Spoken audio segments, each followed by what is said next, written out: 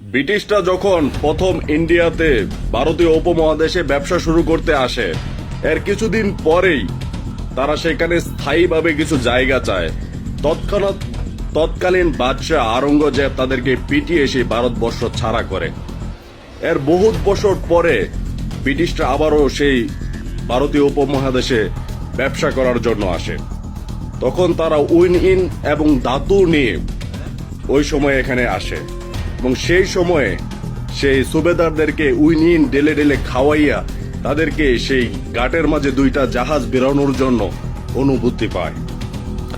এর কিছুদিন পরেই সে জাহাজ রাখার জন্য ঘাট চাইলো, সেখানে ঘাট করলো, ঘাটের মালামাল রাখার জন্য সেখানে ওয়ার হাউস করলো।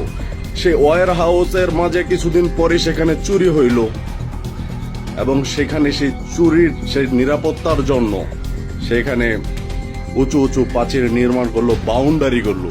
সেই বাউন্ডারিকে সেই ওয়ার হাউসকে দেখাশোনা করার জন্য সেখান থেকে ব্রিটিশ অফিসাররা আসলো। সেই অফিসারদেরকে সেখানে থাকার জন্য বাংলো করা হইল এবং সেই বাংলোর দেখাশোনার জন্য সেখানে ব্রিটিশ সেনাদেরকে আনা হইল এবং তাদের থাকার জন্য উঁচু উঁচু প্রাচীর হইল, অট্টালিকা হইল। আস্তে ধীরে তাদেরকে সেই ইংলিশদের ব্রিটিশদেরকে 200 বছর তাদের গোলামি করতে হয়েছিল। মানে প্রথম শুরুটা হয়েছিল সেই দুইটা জাহাজ বেরানোর ঘটনা দিয়ে। সেম ঘটনা হয়েছে বাংলাদেশে। বাংলাদেশের যে বন্দর নগরী রয়েছে, যে বন্দর রয়েছে, সেটাকে বিনামূল্যে ইন্ডিয়াকে ব্যবহার করতে দেওয়া হয়েছে। বাংলাদেশের উপর দিয়ে এখন যে গতকালকে 23শে জুন 2024 সালে বাংলাদেশের যেই ঘটনাটা হয়েছে, সেটা আসলে একমাত্র মনে হয় না আওয়ামী লীগের লোক ছাড়া এমন কোনো লোক আছে যেটা নিয়ে আসলে তারা মর্মাহত না, এবং সেই বিষয়টা এতটাই সেন্সিটিভ যেটা আপনি আসলে কখনোই সেটা এখন পর্যন্ত উপলব্ধি পর্যন্ত করতে পারতেছেন না। আপনার মাঝে তো দেশপ্রেম নাই, আপনি শুধু মুখে যদি বলেন আমার সোনার বাংলা, আমি তোমায় ভালোবাসি, এতটুকু তো।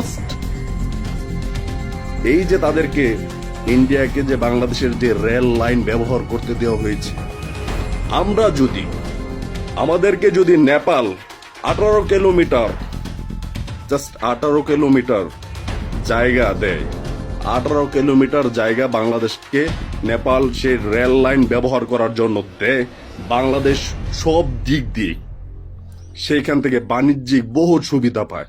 কিন্তু নেপালের মতো ছোট্ট একটা দেশ বহুত বছর ধরেও সে বাংলাদেশকে 18 কিলোমিটার জায়গা সেখানে রেল যোগাযোগ করতে দেয়নি।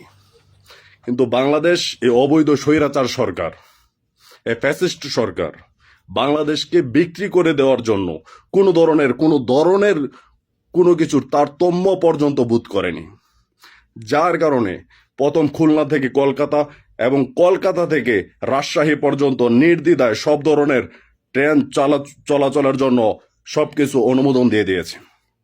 এখন মনে করেন ট্রেনের মাঝে করে যাত্রী আসবে, খুব ব্র্যান্ডের মালামাল আসবে, সেখানে বাঙালি কিছু উশৃঙ্খল বাঙালি সেই ট্রেনের মাঝে হামলা করবে।